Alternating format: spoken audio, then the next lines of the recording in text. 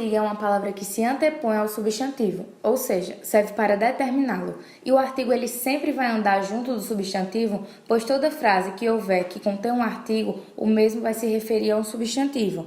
E essa determinação ela pode ser definida ou indefinida, e isso é relativamente variável de acordo com o gênero e o número. Isso é definido em artigo indefinido e artigo definido.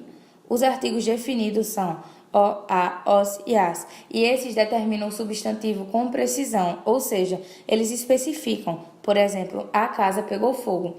O artigo a se refere ao substantivo casa, e ele está especificando de certa forma. Já os artigos definidos, uma, uns e umas, determinam o substantivo com precisão, eles não vão especificar. Por exemplo, um jornal publicou uma matéria.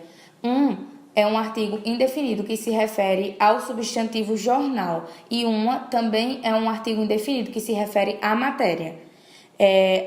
Também tem algumas observações sobre o emprego do artigo, que são: o artigo ele determina o gênero e o número do substantivo. Exemplo, o menino, os meninos, as meninas e a menina. O artigo anteposto, ele pode substantivar qualquer palavra. Por exemplo, não quero ouvir um não como resposta. Nessa frase, o advérbio não foi substantivado. Quando o artigo indefinido aparece anteposto a um numeral, ele indica quantidade próxima. Exemplo, escrevi uns 4 artigos sobre o aquecimento global.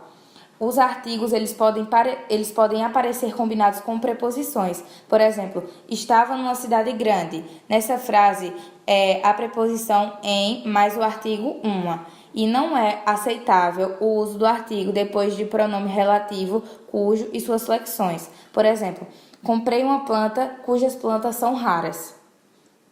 E, por final, mas não menos importante, o artigo definido ele pode ou não ser usado depois de pronome indefinido todo. Quando o artigo é utilizado, a ideia é de totalidade. Quando é omitido, o sentido é de qualquer. Exemplo, aos domingos leio todo o jornal. Isso significa totalidade. E todo jornal traz noticiário político. Isso se refere a qualquer jornal.